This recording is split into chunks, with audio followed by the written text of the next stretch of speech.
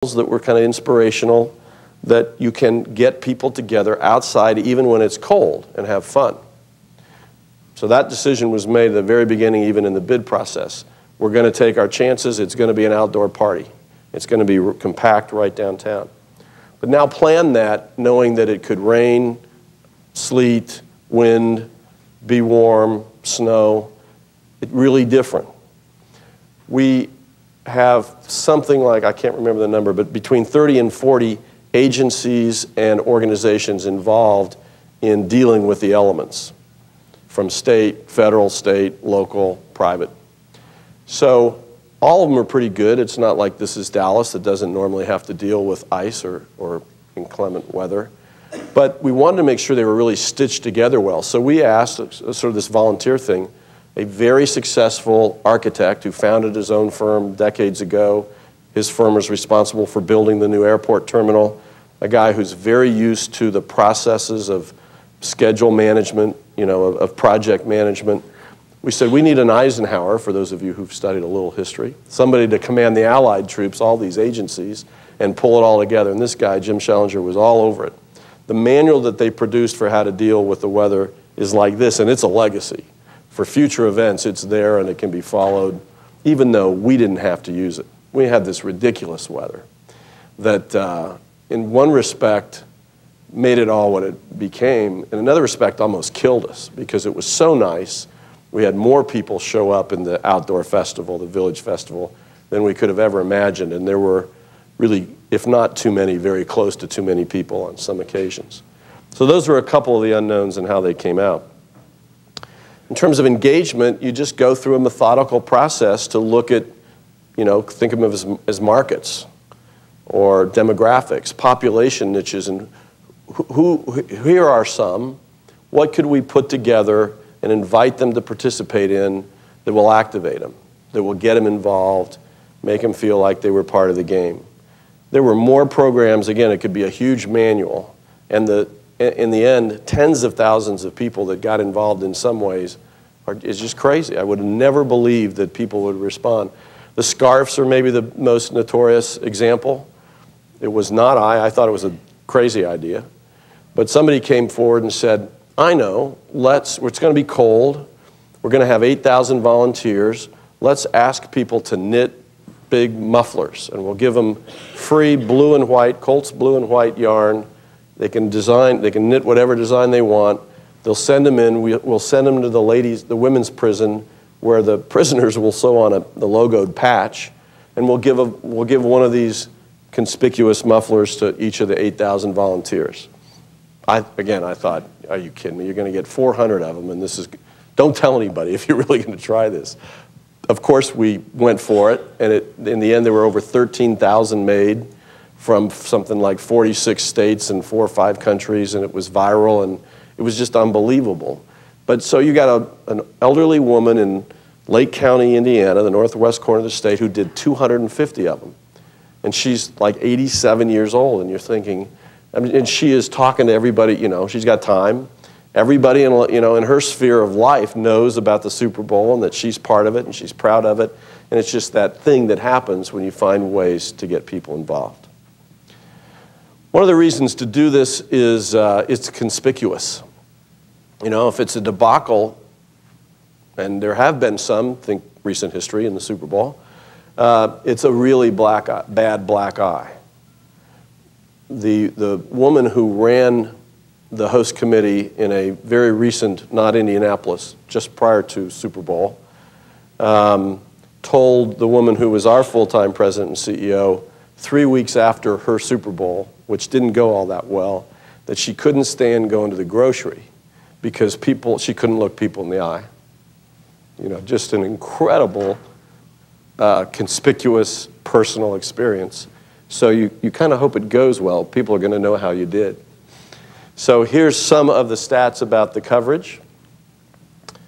250 hours from Indy just in this country. And it's shown in something like 140 countries worldwide. Fallon, who, by the way, I got to spend some time with, is unbelievable. He is a brilliant guy, razor-sharp mind, works really hard. He'd go out and spend a day in Indy, run around to diners and Butler University and all over town. And then if you saw him at the end of his day, where he's met 50 people and seen 30 places, without any prompting, he'll tell you everybody he saw, what was cool, and he's so up. So he was a really inspiring person to be around. And if you saw any of his show in the 4 days that was broadcast from the Circle Theater in Indianapolis, it was dynamite. You simply couldn't script that kind of PR for your city. He was fabulous. NBC Sports did 9 hours of game day coverage, and they happily devoted a fair amount of it to covering kind of this whole more than a game image for Indianapolis, these activities. So it was a lot more than their sports coverage. The Today Show did 9 hours in Indy on 2 mornings. ESPN did 110 hours. It's kind of hard for those of you who don't know the city very well to get oriented here, but there'll be another shot later. But those 2 big ESPN, I guess I can do this. These 2, this is Pan Am Plaza. I can't see Lucas Oil Stadium, but it's back here, right here somewhere. The convention center's here. Oh, I'm turned around, sorry. Lucas Oil Stadium is here. The Village was right on this street, Georgia Street, and this street goes right to Lucas Oil Stadium. This street and this street were the Village, and this plaza allowed the tons of fans that want to watch the ESPN broadcast like on game day to be right there in front of their sets. They brought in the biggest crane I have ever seen. These 2 sets were kits that basically look like big tractor trailers, and this huge crane just picks them up off the truck, puts them down on Pan Am Plaza, and then they start unpacking it. And it's really an incredible arrangement. The NFL Network did 100 hours of coverage from Indianapolis, and lots more. And of course, the local folks were crazy. There was every day for 365 days before the game, the lead up to the game, the Indianapolis Star had at least something about the Super Bowl, and all the electronic broadcasters were off the charts. They set up their broadcast locations right on the Super Bowl Village downtown. So the Village, this was the sort of physical idea of let's get everybody in the same place and have one great winter party. A completely different idea than any other Super Bowl experience. Right downtown, adjacent to the convention center where the NFL Experience, their big sort of family theme park around football is, a block or 2, I guess, from Lucas Oil Stadium. The other end of this street, Georgia Street, is where Bankers Life is, where the Pacers play. It was going to be fun, but this is a big risk. There were lots of days when we thought, what if nobody shows up? Especially since we decided to run it for 10 days. We set it up to start the Friday before the Super Bowl, largely under the motivation that we might get all of us to have the chance to have fun. I'd been in other Super Bowl cities. We lived in one where you felt like a voyeur. You know, there's big things happening, and you're looking at the paper that there's all these, you know, the paparazzi's here and the bling's out, and it's a big party, but you're not part of it. You're looking at it through your TV. We wanted us to be part of it. Every Hoosier who wanted to have fun in it should have the chance. So we ran the Village for 10 days. We also tried to get folks from surrounding cities and all over the state to come in, particularly on the first weekend. But we were really worried that at the beginning it would just be a total dud. Eventually there'd be people there because the last 4 days the visitors come in for the game. We thought maybe 20,000 people a day, although we haven't publicized that. And it ended up over 10 days to have 1,100,000 people. These are just some pictures. This one on the right is Georgia Street. Someday you go down there and see it. Today you wouldn't recognize it, but this is looking west from Conseco or Bankers Life down the street. There were 70 bands over 10 days, sort of national, regional, and local fireworks every night. On this night, this looks like it was the last Saturday. That day there were 200,000 people down there over the course of the day on this street. And I think about 45,000 people that night, which was scary, I don't mind telling you. Just more of the flavor of it. That building is called the Pan Am the Indiana Sports Corporation building, and you can see Lucas Oil Stadium in the background, and just to the right of the tower office building is the convention center where the NFL Experience was. This is Darius Rucker, one of the national performers that was there. The thing that got all the attention, and it really is important, I think, from a marketing perspective, was the zip line. What the heck does the zip line have to do with a Super Bowl? You know, well, we stole the idea. It was not brilliant. They did it in the Vancouver Olympics. There were 4-hour lines. They only had 2 of them. And we thought, if we can do it in the Winter Olympics, why can't we do it downtown Indianapolis? There were 4 lines, and eventually 10,000 people got to do it. The village was free, but we charged $10 to do this. It was stupendous because it was sensational, and everybody reported on it. So if you needed a hook to get people talking about the village, this was it. And it cost us like $300,000, and 10,000 people, $10 a pop. So the net cost $200,000, but it was worth every penny of it for the buzz it created and the coverage that it generated. It's lonely up there. Blue. We had, all the national sports commentators did it. My favorite story is Chris Carter, who some of you will know as a former NFL player and an ESPN commentator, went up with all his colleagues, all the guys on the air, with cameramen, got up to the top of the 14 flights of steps and chickened out. So he had to do the walk of shame down the wrong direction on camera, and we'll never live that down. This is the night when it got to be almost too much. People said you didn't have to put your feet on the ground. When the crowd moved, you knew where you were going, but you weren't going anywhere until the whole crowd was moving. And it was frightening. I'll tell you, we were in Conseco looking out over this crowd. The stage, the main stage, LMFAO, I think, was going to play that night, was right here below us. This is packed, right? Just on this one street, Georgia Street. To our right is another street, Pennsylvania, which was meant to never be like this. So we had bicycle rack sort of stanchions all the way up and down the 1 block from Maryland Street to Georgia. So people could walk down there but not do this, not pack it and congregate.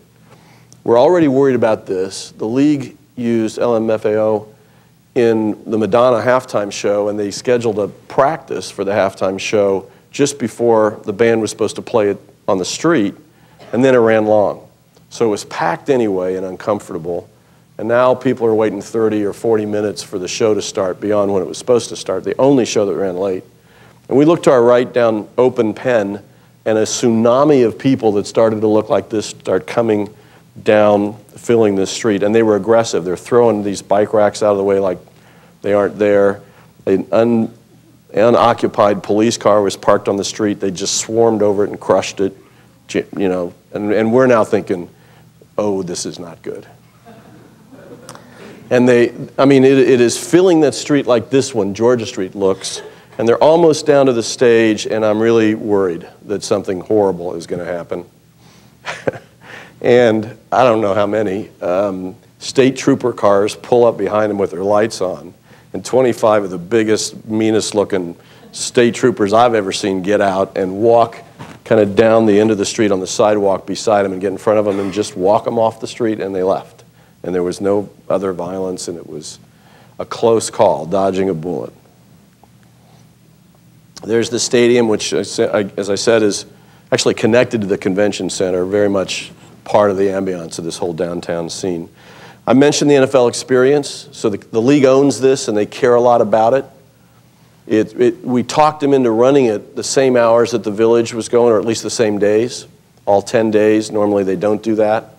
We wanted there to be synergy and promotional cross benefits between that and the Village itself. The Village is free. This cost, it was like $30 for an adult and $20 for a kid, something like that. We asked them when we were bidding, what's the largest number of people you've ever had? And they said something under 200,000. And we said, and how much revenue did that generate for you? And they said, $1.5 million, $1.5 million. And we're looking for ways to enhance our bid, and the owners really like it when the way you enhance your bid can be divided by 32 and distributed in dollars. So we said, all right, well, we'll guarantee you not $1.5 million, but $3 million in revenue from this, thinking maybe we could do it, and if we couldn't, you know, we could write the check. In the end, we had 265,000 people, and the revenue was $5.4 million, which the league was completely blown away by. Just more pictures that give you kind of that layout. You can see now, there's nobody in it in this picture, but Pan Am Plaza and these is this happening? And the ES is this, and the ESPN really sets are here, so very much part of this whole scene. We decided to promote, you know, there were race fans. You can think of it as a marketing vertical. We wanted to get them engaged, so the folks at Indianapolis Motor Speedway allowed us to have 33 cars, each painted for one of the 32 clubs in the league, and then one for the NFL itself. They were very popular. Just some fun facts. St. Elmo's, you may know, is kind of this iconic downtown steakhouse, one block off of Georgia Street. So what does this say? They broke a single-day sales record on, I'm sorry, this is Ruth Chris. St. Elmo's, 2 tons of shrimp. I was with the owner of St. Elmo's last week at a Pacer game, and I said, how'd you do? And he said, well, if you take the best week in the franchises, you know, they've been there, it's not a franchise, in the restaurant's, say, 50-year history, for all I know, it's 75. The best week ever, we did 4 times that. So they were happy. And I guess that includes 2 tons of shrimp. St. Elmo's restaurant in one day set the record for Ruth Chris anywhere in the world. Ram sold a bunch of beer. Steak and Shake flipped a bunch of burgers. It was amazing. It really sort of became the signature that we hoped it would be and set the tone. The community programs are innumerable, and it will take us way too long to go through them. But from this slide alone, I think you can get the sense that we tried to have offerings, to have hooks, to have opportunities for people of all walks of life and to a great extent all over the state to get involved. And all of them exceeded our expectations. The level of people and their commitment, their involvement was just off the charts. This is just an example. Some folks raised some money through the Indianapolis Arts Council and jurored applications for urban malls downtown, or urban murals downtown. So 46 murals got put up in the last year in time for the Super Bowl, and they'll stay. Kids created, we thought you'd like this one if you're paying attention. I'm pretty sure this is Katie Perucker, so tell her I said that. Kids created cards, and they drew whatever, and they said whatever, and they were put in the hotels for the visitors. And they, you know, I thought it was hokey. People loved it. They just loved the attention and sort of the spirit of the city that this conveyed. There are all kinds of charity events, largely involving kids, and runs on the Near East Side. Baskets of Hope is a thing where we have a very important Simon Children's Hospital on the IU Med Center in Indianapolis. You got a bunch of kids with cancer and whatever that are not going to go to the Super Bowl.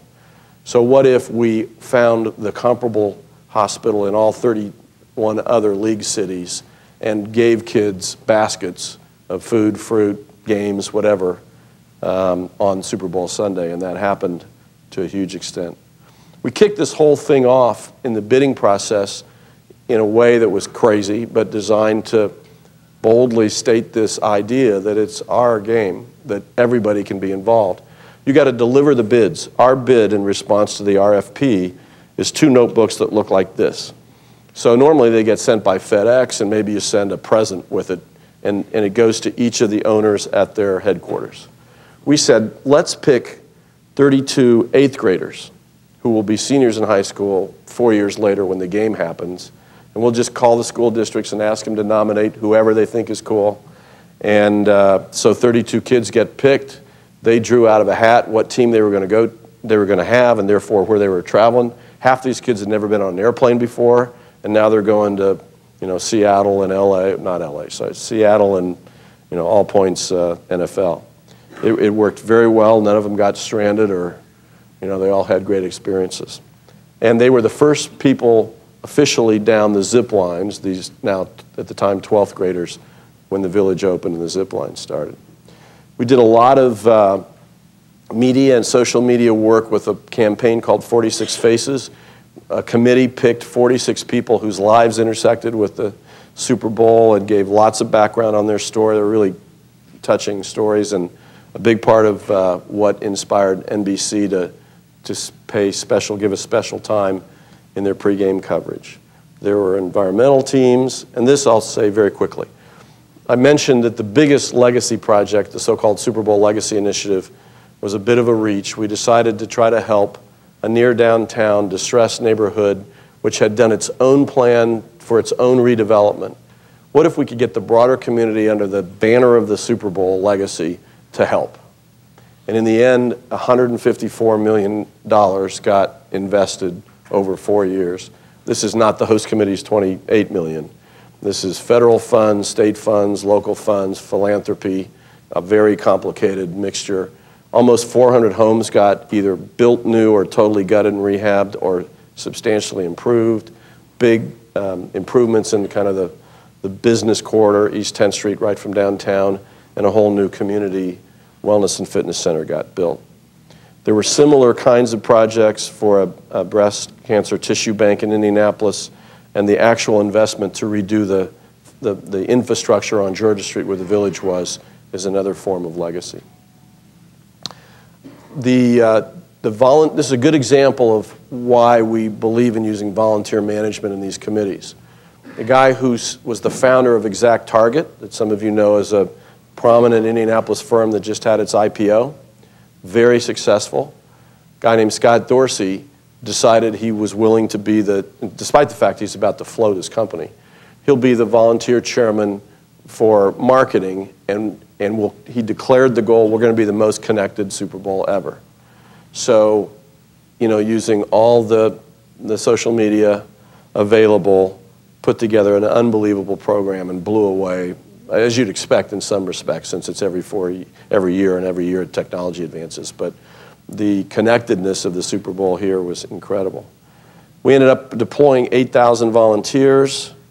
This is just a picture of the one venue we had to build. We didn't have a second practice site for the NFC team, so we did this bubble at University of Indianapolis, and they're going to keep it as kind of a field house. These are successes, which I think I've probably already covered. Generally speaking, people felt pretty good about it. And these are some of those key factors, again, that led to the success. I hope I've covered them all. So it was we thought once in a lifetime experience. When I actually made one of the two presentations on behalf of the city to the owners when we were bidding, already we've forgotten, and I hope they've forgotten, that one of the things I said is just give it to us once and we'll never come back and ask for it again. And now everybody in town wants to know when we're going to go after it again, and we'll see. But it was a great experience, and the interesting thing is there are owners and people around the league who are asking Indianapolis to get back in the queue and to do it again. So I think it did exceed our expectations, and I think that the lasting benefits, both sort of legacy and people, were certainly well worth the effort. Thanks very much. I'm happy to take any questions.